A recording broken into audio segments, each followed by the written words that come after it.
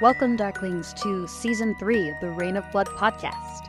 I'm Ember, one of your hosts, here to introduce you to the shadowy depths of what hopes to be our most sinister season yet. This season, your unholy trinity of organizers and hosts, Miss Kitten, Radically Dark, and myself, have entirely way too much fun with the Summer of Stabs, our 80s horror-themed series that promises to be both educational and thrilling. Our aim is to explore the macabre, beauty that lies in the shadowed, or maybe not so shadowed, spaces of desire.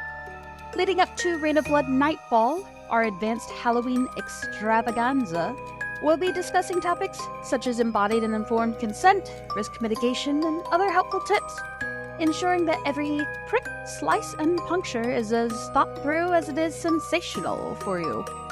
We'll also continue interviewing sharks enthusiasts from around the world to find out what makes the blood-loving heart tick.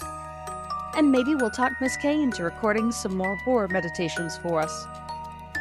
Join us as we explore the eerie, the edgy, and the exquisitely sharp.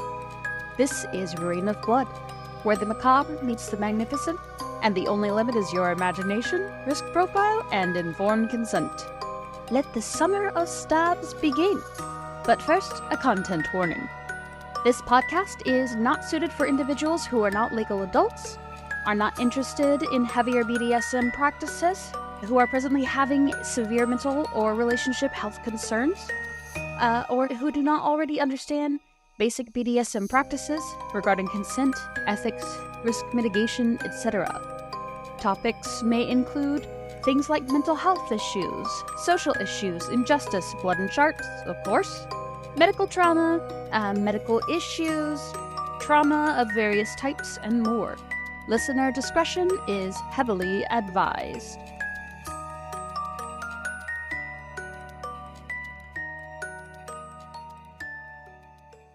Hey, amazing sharps players. I have an incredible human and a bit of a legend in my world. Today I have Lee Harrington joining us virtually in my dungeon, which makes me smile. Lee, welcome to my little dungeon, and thank you so much for your time and for joining me tonight. It is an absolute delight. Thank you for having me over. So I think you're a bit of a legend in the kink world, or especially in my side of the kink world. But fangirly over here. Huge smile on my face, and this is a real privilege. So I'm gonna say it again. Thank you for this, because you're a bit of a bucket list experience for a kitten from Cape Town. Um, but we'd all love to know, or I specifically would love to know, I don't need to rope anybody else into this, how you started your kink journey and how you went from being sort of a vanilla human to in a sort of muggle world to being a kinkster. And yeah, what did that journey look like? And do you want to tell us a little bit about it, please? Yeah, so I joke, but it's actually not a joke. I'm a fourth generation kinkster. My great grandmother was a fetish model back in the 1920s. And so I was kind of destined for some of this. And my parents had a fairly large porn collection, and I was this kid. I don't know if you were this kid, but since my parents weren't at home in the afternoons, I had a key to get in back home. Latchkey is the term we use here stateside, or did back in the 80s. And I would read everything in the house, right? I read the Encyclopedia Britannica. I read all of the Mercedes Lackey novels that were in the house. I read everything. And then I found the porn collection in one of the closets. And so, just like everything else I was reading, I read it, right? With curiosity, with interest. And there was a story in one of them about, and then again, it probably was made up, but this 18-year-old girl who said, dear penthouse, thank you for letting me share this story. And it was about, no, 21-year-old girl. And it was all about how her friends, kidnapped her consensually, took her away to one of their houses and did all these naughty things with her. And at the very end, after she'd had like candles put on her body and sung happy birthday to, she paused in the story and said, and I realized it was all of my friends from the local kinky sex community who had helped make my dreams come true Thank you, Penthouse, for letting me share this story. And what hit me, here I am at like 7 or 8 years old, but what hit me was the idea that there were friends out there, that there were groups of people who would make each other's weird, crazy shit come true, right? The idea that you could have friends that no matter how unexpected an interest was, they would be there for you. And the words I had were kinky sex community. And so when I was 14, I was at a youth retreat event and met somebody who was 16, and he had, through some darkness, had already had 2 masters by the time he was 16. I do not advocate for these things. I'm simply saying they're part of my life history. Um, and he took me under his wing. And it was a journey that wasn't necessarily entirely healthy, but there was also some real excellence in the 2 years I was in service to him in an MS dynamic with him. And then I ended up at 16 getting a fake ID and found my way into an actual kink community because I had a fake ID. And I joke that it saved my life, but again, it's not a joke. I was doing types of kink and types of body mod that I look back on and I'm glad I'm alive, because I didn't have access to information as a teenager. There weren't educational books that I can sneak out at the bookstore. I couldn't, lie on Amazon Prime and get something. I used the resources that I had, and I have apologized to all of the party hosts I can find from back then, because I put a lot of people at risk by attending those parties illegally. But it's how I ended up finding not just community, but finding safety, information, security, and understanding that I could have it actually be my kinky friends making my dreams come true, not people who didn't have enough information struggling to figure things out under a really dark veil. I love that. I think through all this podcasting, I've had the opportunity to speak to some incredible youngsters. And the one thing that's sort of stood out about everything they've said is they have this access to the internet and this access to education that we just didn't have. So Yeah. listening to a lot in your story, I related so much because my heart I just knew that there was something else and I just didn't want to settle. So I also put myself in ridiculous situations that were really dangerous. Oh, Um, yeah.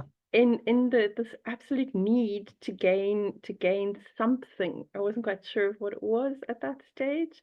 And now these kids have they sort of have all the information I've gathered over 44 years in their 20s. They can sort of relate around it so much easier because it's so accessible. So I definitely think that the internet for is frowned upon as it is in many things. The access to education is actually an incredible resource. Yeah, I think it might have saved me some scars if I'd Oh, had I it. mean, if nothing else, I remember being at my very first play party. And this is pre-gender transition. For folks who don't know, I was assigned female at birth and lived the first 26 years of my life as a woman. And when I first started out, I was presenting as a very well endowed young lady. And and I was there at this first play party, and there was a spanking scene happening. And this guy had a woman bent over and was spanking her. And out of the blue, she said a word and he stopped. And I leaned over to the woman next to me and said, "What just happened?" And she said, "Oh, yeah, she used her safe word." And I then paused and said, "What do you mean by that?" Because I didn't want to look stupid. People knew I'd been in an MS dynamic for 2 years, right? And so, like, "What do you mean by that?" And she said, "That word that you can say so you can stop a thing, even if you're saying no, no, no." And I went, "Right." And that night, I had to re examine the last 2 years of everything I'd been doing, because I had been told that if you came in and if you wanted to ever be a top or dominant, you had to serve, surrender, or submit first, or bottom first. And then if you were doing that, if you'd handed yourself over to a specific person, they had complete control. Your choices were do what they said or leave. And those were my two choices. And the second one came with profound shame. And so that moment when she said that, if anybody had told me safe words exist at all, and that's part of pop culture now, right? I've seen general cartoons that have Jesus nailed to a cross and it says, oh, he forgot his safe word. Like, if that can be in the pop milieu, then I don't know, like the idea that that's available, I find to be such a gift. Such a gift. Right? I think it's amazing, and I just think it's. I listen to these kids talking, and I use kids liberally, and I really don't mean any offense to the amazing humans I have interviewed, but you guys are so much younger than me, and so together, and so they're on this journey, and they're really fulfilling it by their own research, and I'm so proud of them. And I think it's amazing because my research was hands-on. Definitely hands-on, and I think yours was a little bit too. So Yeah. Oh, I'm glad absolutely. you ended up where you did, and that the journey brought you out and allowed you to reach global communities and educate all of us, because you've definitely been an educator in my kink journey without even realizing it. You've made a difference. I'm very keen to ask you though, how sharps came into kink for you, and what that looked like. Yeah. When I was younger, I was a sensory seeker. And I mean, I would still even argue that today, but being able to feel the heat of concrete underneath my feet, or being able to feel a shower that lasted a really long time, and even taking it up to really high temperatures, and the sensations on my skin. And then had some pretty dark stuff happen in my growing up, and ended up discovering the notion of petting. The idea that we can use intense sensation, or that individuals use intense sensation as a distraction in self-injurious behaviors, to have the outside of the body hurt more than the turmoil of what's happening inside the mind or the heart. And it became a tool I used. It is a thing that I look back on, and I look at the scars on my arms and examine sometimes where those came from, right? Not just the moment that I was holding something, but also the moments that led to them. And along that path, I also was really fascinated. Like, that was one piece. The second was that I was fascinated with body modification, like National Geographic photographs of tattooed ladies in circuses from the 1920s or earlier. These images that struck my creative heart and had me go, oh, if I were to paint my culture upon my skin, if I were to paint my story upon my skin, what would that look like?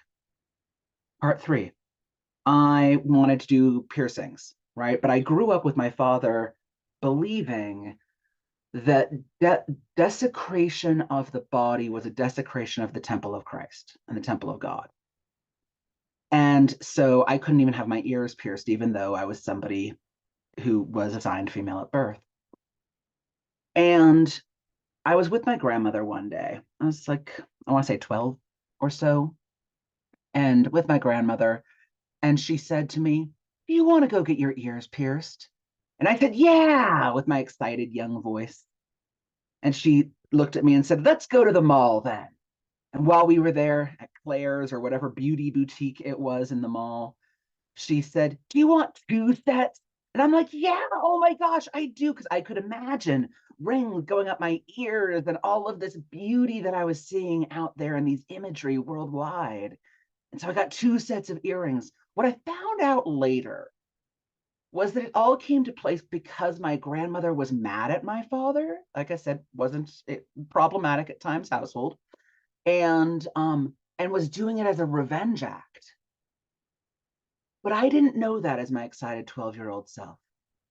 My excited 12-year-old self said, "This is a woman I look up to who is saying, you can't just do the one thing you've been denied, but we can let you take it to the next step and you will still be embraced, loved, and cherished." Part 4.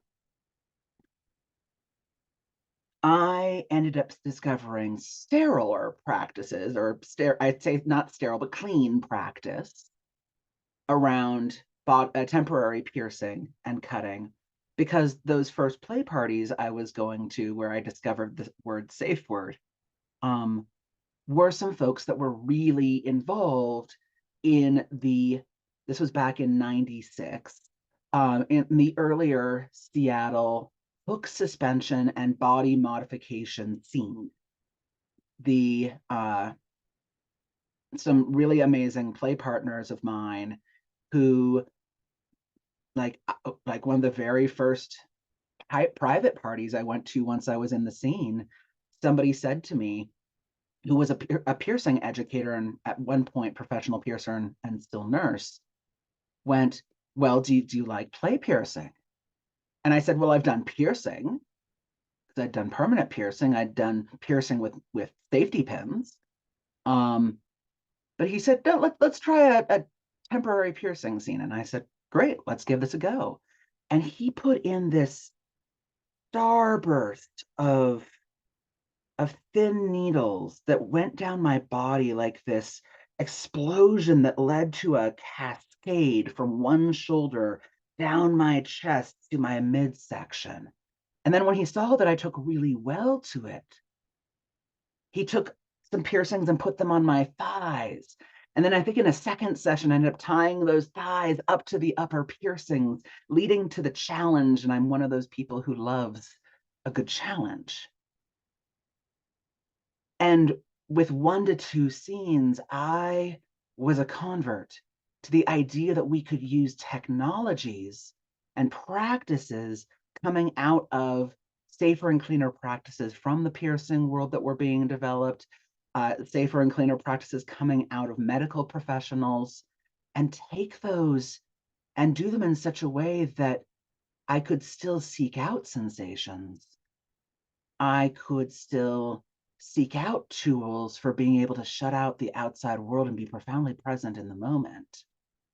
I could still engage in things that lit up my childhood heart, but do them in a way with people that were intentional, that wanted to connect with me fully as a human being, and were not going to permanently mar my body.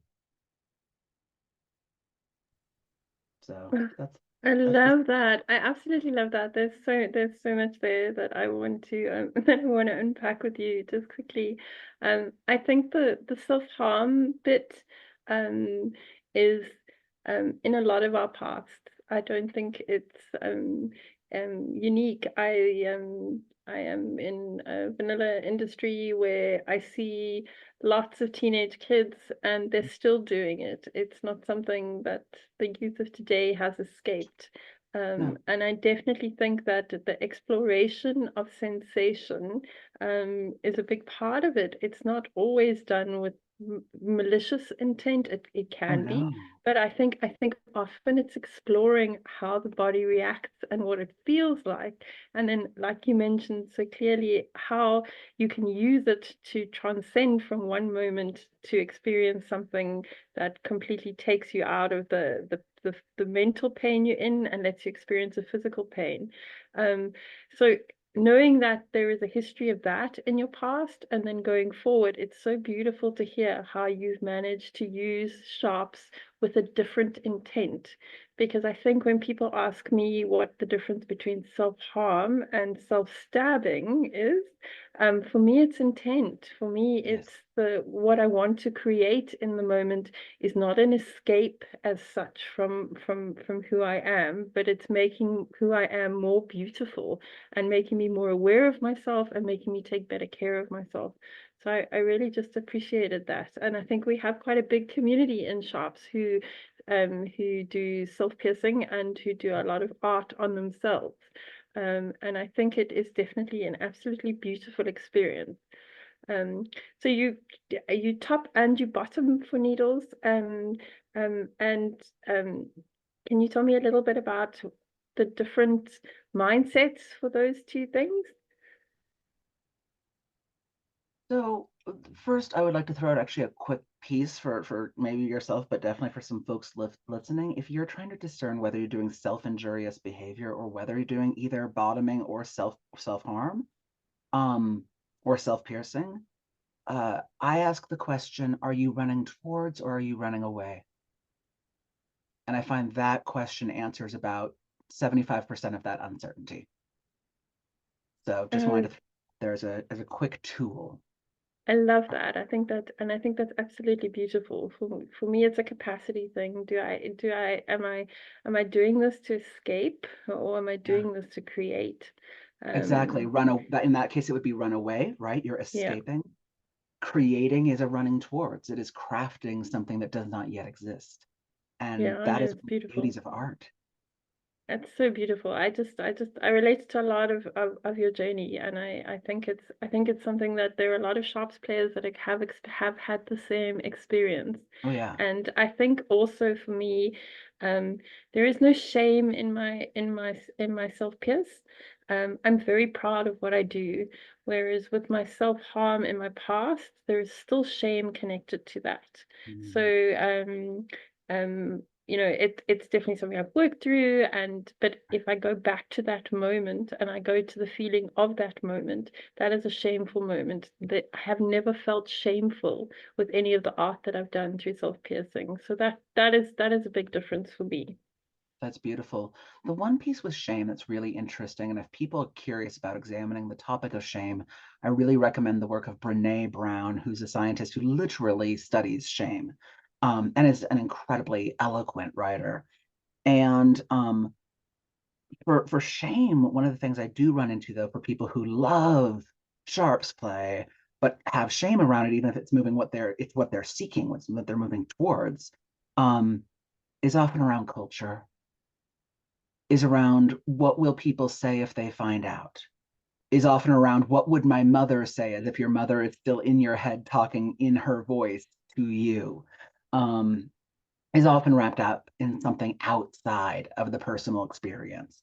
So that would be the personal thing to look at if you are still experiencing shame and it is a thing you're moving towards, is to look at whose voice is in your head. Is it Men's Magazine, right? Is it your uncle, right? Like whose voice is that? So a consideration. But when it comes to the notion of topping and bottoming, for me, I am a clinical masochist. If we use the psychiatric constructs of them. And what I mean by that is that I can have orgasmic or psychological pleasure responses based on my suffering, physical or otherwise. And I consider that a gift from my trauma, that rather than suffering in a way that shuts me down and I become non-functional, or shuts me down and I go into rage responses, that instead my body responds with arousal, and I will happily take that. And so part of piercing play as a bottom is engaging with individuals for whom arousal is an invitation. That I am not saying in my aroused state that I want to have sex with you, though it can be that. And I do combine the two from time to time.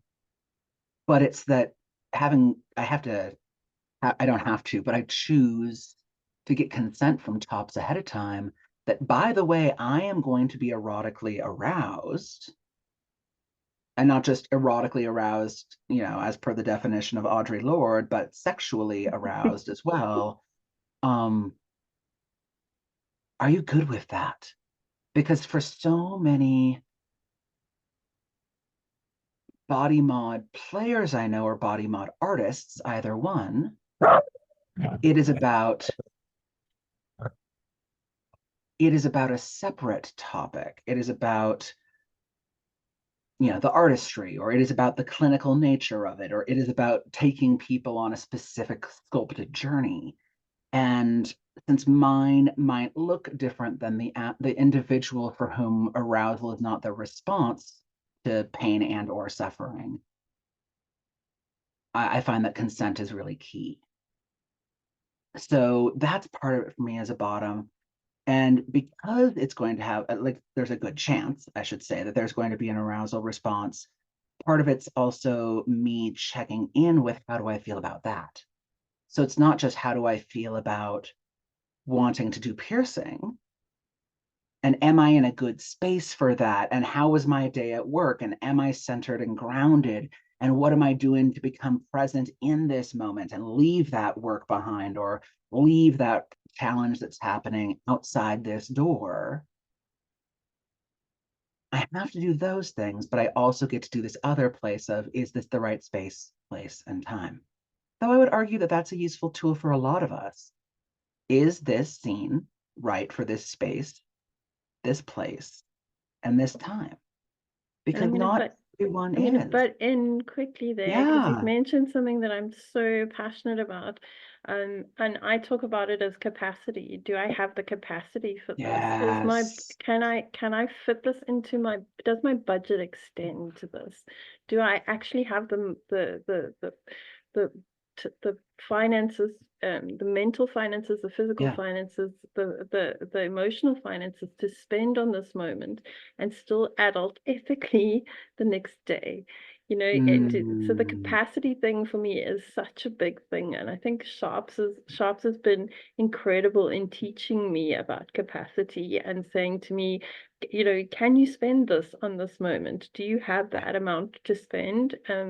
Or should you be looking at saying, this is not the right time to do it, and you need to find another, you need to do something less or something different. It doesn't mean you don't have to do it, but you don't have to do the big thing all the time, because I used to blow my budget often. I'm good at that. So I think for me, it was about managing my capacity so much better. And it's so incredible to hear other people talk about it. In our community, it's not something that's spoken about a lot. And I definitely think it's the start. And then you mentioned something else there where you said, how can I bring myself to be focused and present for the moment? And that relates a lot back to me. Is like, what does my self-care look like before I'm even going into this? So there's an awareness about what capacity I have and how I can top that capacity up. And that also allows me to give myself the self-care, but it allows me to ask the other person for the care that I need, because I know what it is. And I'm aware of it. So I really just appreciated that, and I just wanted to point it out. And I have now interrupted you. No, you're good. You're good. Because I love what you're saying about self-care in advance, because we use the word aftercare. But what about pre-care and during care? And how do you ask for aftercare? Because this was a big thing for me coming into this community. I am incredibly sporty and incredibly physical, and I never quit. But that is a very unhealthy habit. It is just as bad as blowing my budget. I don't listen to my body. I don't get quiet enough to accept that there are limitations and I can't do something. I will push it to the absolute maximum and spend everything I have.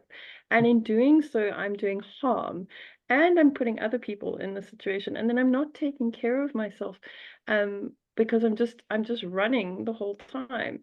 So but I have a question for you. Right now, in this moment, do you know what you need?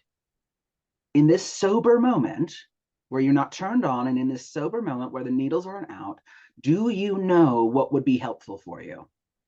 I do, because kink has taught me that. Kink has taught me to Okay. look at what my capacity is. So I have a really ridiculous system, and I work on numbers. So I give myself a number out of 10 for emotional and physical capacity.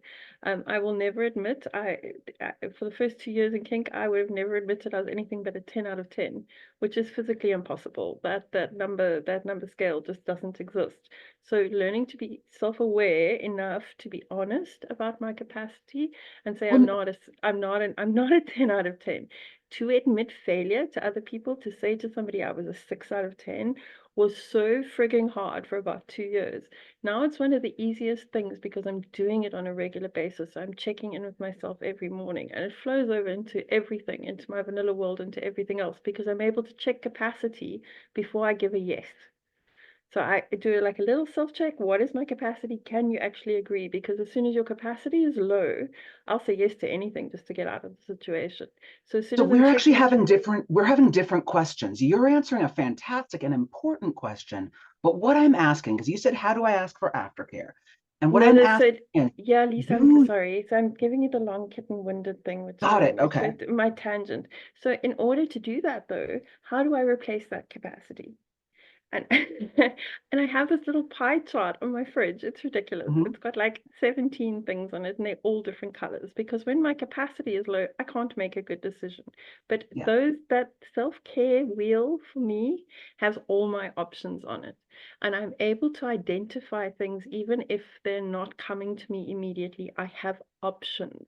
So instead of picking bad options, I can pick good options. The more I use that self-care wheel, the more I was able to start being realistic about what really worked and what didn't. And that wheel went from 17 down to about 6 or 7 different things.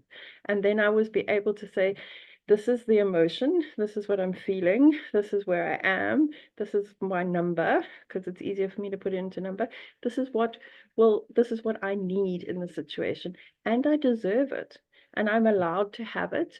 And until I get back to being a 7 or an 8, I can keep picking from that wheel and keep fulfilling my own needs. Then when I got to aftercare and people said to me, what do you need after for a scene? I was able to suggest things. They don't always work, and everything's dependent. But I was able to suggest things that worked for me. And I came with my own negotiations into the situation instead of just arriving and saying, oh no, I don't need any aftercare, I'm fine. So there's an amazing tool by Jake Ernst, MSW. You can find, I think it's Jake MSW is his social media, if I recall. But he gave me permission to publish this concept in my book, Become Your Own Beloved. And he argues that there's 8 different major routes of safety, right? The ways that the human mind redevelops the notion of safety in times of crisis or deplete. And that for some people, the routes that serve them best are things like quiet retreat. This person, if I gave them a fuzzy blanket after a scene, they're actually going to feel overwhelmed because it's more people. They want time with their journaling book. They want time to go be locked in a cage and hide in a corner, right? They want to have their own retreat space or retreat concept, which is very different than people who find safety through connections with community. In which case, that person, instead of me keeping you bundled up solo with a blanket, it's the two of us going to the aftercare space and us together hanging out with a group of people and talking. Or maybe somebody is to be able to do so, finds comfort and care through having intimate discussions, in which case the debrief from the scene is a route to safety that would serve them. And so I think looking at tools like that, right? What are your routes to safety for returning to homeostasis, returning from a place of non-normacy into your daily normacy? For homeostasis, like what are the tools that get you there? The other one, other than routes of safety, that I love is is looking at the construct of love languages. And I'm not talking about the initial concept developed by Gary Chapman, who was and is a problematic Christian pastor, a Lutheran pastor, who is homophobic and believes only in the concept of marriage. So I acknowledge that his original work is problematic. But the stuff of Anne Hodder Shipp, which is the 18 modern love languages, which values just as much platonic love as it does romantic or sexual love. Their argument is that there's, instead of just touch or gift giving or acts of service, what are the other two from Chapman's work? Acts of service, quality time, and words of affirmation, which are pretty easy to transcribe into a kink context, right? Touch, I'm going to cuddle with you after a scene. Quality time, I'm not running away. You're going to get a minimum of 1 hour of my time, or maybe even the whole evening. Or quality time in the fact of I'm only getting 15 minutes, but it's 100% on me and you're not distracted by anyone. I am all that matters in the world. Words of affirmation. You took that so well. I am impressed. You are a good pet, right? Words of affirmation. Acts of service could be, I'm going to go get you a beverage and bring it to you. Or look, I pre-packed your favorite treats in my toy bag. Or it could be the opposite. I want you to clean up this equipment for me, right? I'm giving you a chance to provide acts of service to self-ground you. But Anne takes the work a step further and looks at the idea that how we can show affection and care is through also things like doing activism for each other, or completely platonic touch, sitting next to somebody and putting your shoulder against their shoulder. The notion of having somebody feel seen, co-caregiving, where I'm taking care of you and you're taking care of me, and that symbiosis is how we show care and affection. And so I would recommend for folks, if you're not sure and you're just trying to look on how to put together the wheel you're talking about, I would strongly recommend checking out Jake MSW, Jake Ernst.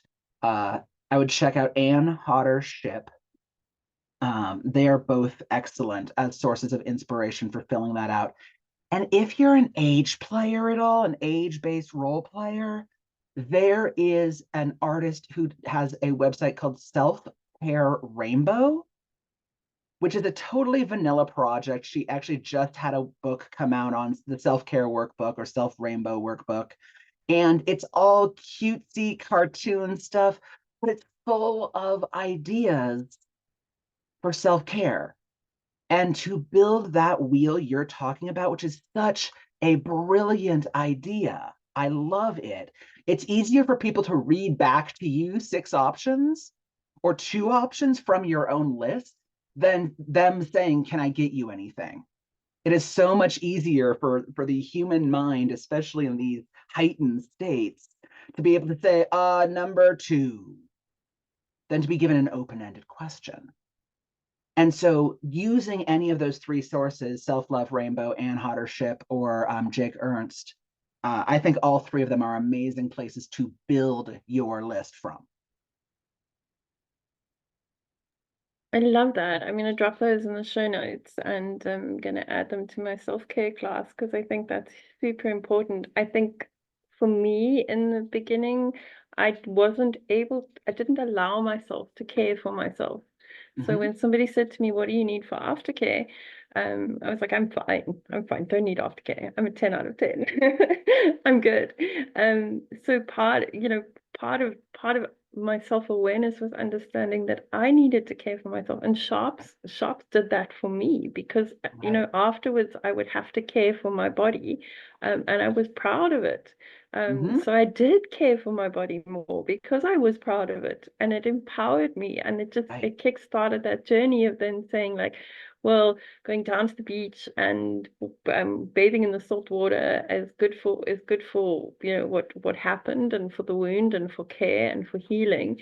And then I need to come home and shower and put cream on. Just that little action of self-care, and doing that regularly, because I needed to then be responsible to somebody and check in, was such a huge transition for me of being responsible and taking personal responsibility for myself. And yeah, it was an incredible catalyst in my journey to be where I am today in kink. It's been amazing. So I really found huge empowerment in that. And I think a lot of the time I see people in the community not able to ask for what they need because they're not giving it to themselves. So I really encourage everyone to look at self-care, so that you have something to bring to the table when you negotiate your aftercare, because I think that it is a beautiful part of kink, and I think aftercare is just as special as the scene. And in fact, I think that if the aftercare is amazing, the scene can be average and you'll still feel incredible with it afterwards. So I think it does a lot to better it. But it didn't exist in my community when I started. Like you took what you were given and you did what you were told, and then afterwards you were kind of left on your own to fend in the wild and go back to vanilla life. So it And this wasn't goes something that back was to taught. what Sorry. tops can do is, instead of tops saying, can I do anything for you? Which submissive people I know will buck at that language subconsciously. No, I don't want you to do anything for me. I don't need anything. Submissive people, or the super proud people. You don't need to do anything for me. I can do all of it by myself. But if a top says, I would like to do something for you, what will you let me do? Or, what can I do? It elicits the fact that it's a I want it. It's not even about you. I want to give you something. And that is not a personality style for everybody, but it's something to consider, that if you have either of those two personality traits, the super submissive or the super self-sufficient, that making it then about the top is actually a useful thing. Because then it can't be argued. No, this isn't about you. I want to do something. Give me a thing I can do that isn't annoying. Because I have found that I have done that with a number of play partners of mine, who especially are actually who are on both those categories. And it's like, oh, wait, it's that Lee wants to do something. Well, I don't want to disappoint Lee. So here's a thing. Great. Thank you. Good girl. And to give, again, that act of praise or whatever is appropriate. So I thought I'd just give that little extra hack if folks are tops or doers of any sort, is to not just give the list of things somebody's supposed to do, but to ask for that wheel, right? Is to not expect your bottom to have to bring the wheel to you, but to say to the bottom after the scene, can you give me 3 things that would be useful for you? Or something of that ilk, to make it a collaboration rather than an expectation that the bottom is supposed to provide all of it, or that they're supposed to know from an open-ended question. I love you used the word that I absolutely loved. You used collaboration there, and a long time ago in my community, I stopped having consent negotiations, because negotiation means that in my head and in my schooling and through my education, negotiation means that I have to win. Negotiation is achieving success. You don't want to go into negotiation and fail. So I changed the word from negotiation to collaboration a long time ago. And then I handed out all these cards at parties, and everybody had no idea what I was talking about, because it didn't have the word negotiation on it. They didn't even read the cards. But I tried. It was my passion at one stage, but it's definitely followed me through, and it definitely changed the idea in my head for me that even from the start it is a collaboration. it's the aligning of two energies to create something bigger, brighter, and more beautiful by the end of the day. Absolutely. So I love the way that you brought collaboration in there. Well, and if people are new to the notion of collaboration and you're wanting to look at it from a language of kink specifically, Raven Caldera and Joshua Tenpenny have a book called Building the Team: Cooperative Power Dynamic Relationships. So it's specifically about dominance and submission or other forms of power dynamics, but looks at it instead of being like, well, this is what the dominant wants and this is what the submissive wants, to instead look at it as, how do we all win in this thing we're doing? So just an idea for folks, and it's a short book. That one is both that one and Ann Hodder Ship's work are both very short. So very consumable, I find.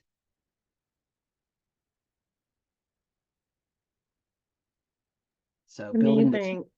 Amazing. Yeah. I'm making all these notes. Sorry, I'm making all these notes so that I can add a couple of these to the show notes as well, and people can use them as references because it's super handy and it's super appreciated. I asked a bit earlier about what it looks like for you to bottom, and now I want to know a little bit about how that changes and the energy changes when you top. So as a top, these things can get intertwined fairly easily with my spiritual path and my sacred work. And my thing I have to do is about setting intent, as well as knowing how to create the space for whichever place I am trying to go. Knowing that, and again, I try to get consent from my partners ahead of time, that they know that this can shift sometimes, even mid-scene, which is not a thing that other people encourage. For me, it is part of my reality. And so therefore I get consent in the form of, this is a thing that sometimes happens for me. I will be endeavoring not to. However, this is how my brain and my spirit experience things in the world. Is this comfortable for you? And if not, how do we modify this space so it is more comfortable for you, i.e. doing things in public, etc. Or are we not a good fit? So to me, that's part of the consent conversation, is being out about how it affects my spiritual being. But it's about creating the physical space. So if I'm in a hotel room, I bring sarongs to cover up that artwork that is nailed to the walls because I can't take it down, right? So I bring fabrics to cover up the television and bring my own bedspread, and as well as the plastics to lay down, and all of this to make it, cover up the lights, bring my own light bulbs, make it something that isn't generic hotel room. My bedroom at home is actually the downstairs living room. It's this big open 70s romper room space. So that it's big enough to have an entire wall covered in altars, and plus my bed, plus the sling, plus all my equipment, all in one big open, and a big standing pillar, all in one big open expansive space, plus massage tables that can fold out. And it's about building the physical space. So it can be something as simple as sarong to cover up television so nobody accidentally stares at TV and wonders what sports game's coming on next, and takes us out. Second thing is audio, crafting of the space. So what is the journey we're going to go on together? And that includes my pre-journey. So if I'm trying to get myself into a connective suffering space to take my partner and I on, what music elicits that for me? Is connected suffering Metallica? Is connected suffering the tears and wailing of and beauty of Erykah Badu, right? Like which of those emotions of suffering is the suffering I'm speaking of? And to think about the pre-journey as well as the during journey. If folks are interested, I can give you my list. I have a Spotify channel where I both make lists as well as collect things and keep them all in one place. And a lot of that's public. And so I love sharing them too. And if you are people who make your playlists, consider sharing them with your community, because audioscape is part of our environment too.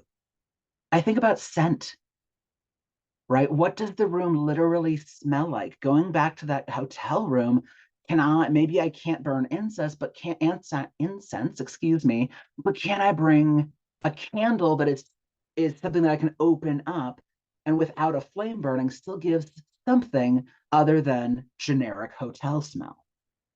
To take us on a journey of the senses. Because we often think about touch, but where is the power of taste? And one of the taste things that I love is if I'm going to be making out with my partner at the beginning of a scene, putting on lip gloss or chapstick that has a slight taste to it that both of us love. And suddenly our lips are flavored like peppermint and don't taste like the dinner we just had. I'm having olfactory experiences that are other than the day-to-day journey.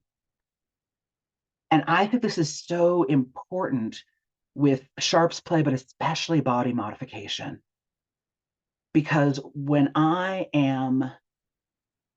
was getting my tattoo done, I have 15 hours into my back tattoo that's dedicated to Nut or Nuit, the star goddess, who's known by many names, Mari in Basque culture, and dedicated to her. And each time that Gordon and I would sit down to do ink, I would light a candle to her and say prayers and holy names to her and recount why I'm doing this and recount my devotion and love and affection to her. And then we would begin. And the power that can be present in starting out our scenes, looking at in our partner's eyes, and even something as simple as, "Are you ready?" And the person nods. States our intention before we go. It sets us on our path with our foot pointed in the direction we actually want. Or getting to work with a tantrika in San Francisco, and at the beginning of each of her sessions that I would help with co-topping with, or if somebody wanted somebody especially who was male in the room that she knew, that she would start all of her sessions with everybody lighting candles together and stating the purpose of this session, not necessarily what we were doing. And then her full thing was that she would start with lighting candles, the session would take place, then the bottom had brought food for everybody. We then all went around and shared snapshots of beautiful moments that happened. We're not debriefing the scene, we're not talking about what could be made better, but each of us would share a moment, and then the next a moment, and then a moment, as we're eating delicious food. And then as he was getting ready to leave, all three of us would go and blow out those candles and thank each other, and he would walk out the door.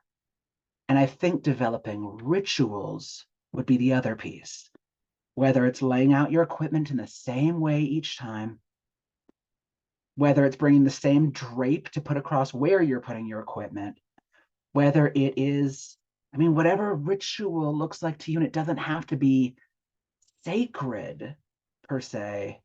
It's about building a response inside your brain that fast tracks you like Chutes and Ladders, the game. And it takes you from one place to another because your brain has done it over and over and over again. So I would say those are a few of my main ones. Very much there. That is just so beautifully said. That I think the kink journey has really been one of finding intent for me, and just so beautiful to hear you say it, and such good reminders that there are so many senses, not just touch. but I think maybe that's why I relate to shops so well, because it has that, the setup is part of it, the whole Mhm. construct of the cleaning the room and the smell of the disinfectant and the layering of the plastic is a ritual. It is a ritual, and it stirs a whole lot of thoughts of good memories and reminders of incredible experiences, and sets my brain on the right track. So I just love that. I really do. You reminded me of the idea of putting on a collar and taking off a collar, which is a very simple ritual, the start and the end of something. Yeah, just so many great thoughts. I love the idea, and I think sharps as a kink is one that is definitely needs to align with intent. And there's so much more we can do to make the scenes better, and that was just very beautifully and eloquently put, and I just loved listening to it. I feel quite special to be in here with you sharing that. Thank you. And as a note, if things don't end up with the aligned intentions and you both go on slightly different journeys, I think the thing I've had to remember as a top is that I can negotiate slash collaborate with someone for intentions and even plans of activities, but it won't always work out. And it won't always go, like I was trying to set up something scary and the person ends up laughing their way through it. And I'm like, well, shit. It's easy sometimes for me to tell a story that I'm a shit of a dom, right? Or that I'm a bad top, or that I should have done it so much better, and the shoulds come into play, right? I joke that it's about shoulding all over yourself. Don't should on yourself. Um, but to develop ahead of time a lot, and even just as I go, a lot of compassion for myself, that A, do it better next time. B, like, just know that you're an imperfect being too, and that that's part of being a being. And I think that's something I don't see enough sharp tops do, or sharp piercers and whatnot, and cutters do. Person doing the cutting, not a self-injurer. Um, like I don't see enough self-compassion, nor do I see enough folks who have their own wheel to choose from for their care they can do pre-care. Like, what is going to serve you to be the best top you can be? Do you need to drink water and pee? Maybe that's a pre-care thing. Do you need to have some time talking with people and curling up with them ahead of time to feel connected? That's pre-care, right? And maybe your bottom doesn't need it, but you need it. And to have that be an excellent thing, not a negative thing you need to apologize for. And I don't see enough tops pre-think about and or require slash fight for their actual pre, during, and aftercare needs. And I would love to see more of that. Mollena Williams used to joke that instead of that a lot of people talk about how fuzzy blankets and truffles in the United States are a obsession in aftercare to give to bottoms. And so she turned it on her ear and said, you know what? I've decided to start bringing truffles for my tops. And at the end of scenes, she gets down on her knees and holds up chocolates and says, would you like some, sir? And I'm like, that is brilliant. That is brilliant. And so I think for me, as a piercing top and as a other forms of body mod top, it's a lot of it's been about looking at what puts me on the right path to both into an encounter and out of it. Yeah. Wow. You really made me think about a whole bunch of stuff. I think for me in the journey that and I think a lot of shops tops experience it, the work we see is precise and technical. And there is a period of learning to put needles in people where that precision needs to be practiced, and you need to be getting the technique correct and understanding the processes. And then you kind of, for me, I went, for the first year of my sharps journey, I was so scared not to have the needles line up, or not to have the perfect stencil, or not to have the perfect string, and now it's not about perfection anymore. But it's also because I trust my skill, and I know that my technique is there, and I know that my basics are there. So for me, and I think that's what we tried to do a lot with Rain of Blood, is make those basics more accessible for people, so that, and for want of a better word, it's not the right word in the situation, but for want of a gold standard, just to be Yes. able to understand the gold standard, because you can't unsee it, you can't unlearn it, you can't, once it's there, it's there. And then once you have that trust, for me as a top, I was able to start exploring, Yes. because I trusted myself so much more.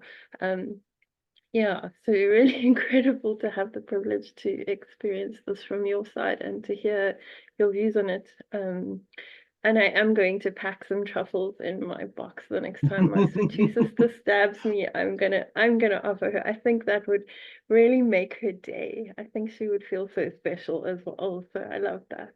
Well, Um, and honestly, logistically, the power when I see a bottom reach into their bag and offer me a bottle of water, I'm like, wow, practical and sexy. I feel seen, taken care of, and I didn't have to leave this space. Neither of us did while we're covered in blood to get hydrated. Wild. But that's my practical brain being like I'm very poetic, but there's other times where I'm just I like, love that. wow, that's smart. I absolutely love that. Oh, yeah, I've had an absolute dream interview. I never thought 6 years ago that I would be in this position with Rain of Blood, or with being able to reach out to connect with Kingsters across the globe and to be able to talk to you. So this was really a privilege for this little kitten in Africa. I'm, yeah, I feel empowered after this, and you've left me feeling, yeah, just a new joy and beauty in what I can go out and experience. And I hope that some of the listeners feel that too, because this was very special. So on behalf of my team at Rain of Blood, we're just really honored to have you with us. And we thank you for choosing to spend your time here tonight, and hopefully at nightfall, so we can show your class to our Yes. amazing community, because we're so excited for that. So little sneak peek. We haven't released a list yet of anybody, but we're gonna give them a little hint that you might be at nightfall with us, and we're really excited to have you. I am too. I'm super looking forward to it. Yeah, so for all my listeners that are listening, we have your tickets dropped today for Nightfall. So if you haven't got one yet, I don't know what you're doing with your day. Come on, you should be getting a ticket. We are super excited to be hosting some absolutely phenomenal humans this season. We have scholarship programs, so if you need a ticket, please reach out to us. We don't believe that there should be any barrier to education, and we'd like to help you with your sharps journey. We're supporting VEDS for this season. So if you see zebras running around, there will be some podcasts explaining a little bit more, but don't be afraid to ask questions about that. And we hope that you are all having a bloody good summer of stabs. We have some incredible classes coming. I have some incredible presenters hosting for us. We have our beautiful Patreon, which is so exciting. We even have stickers and self-care sheets for all of our members.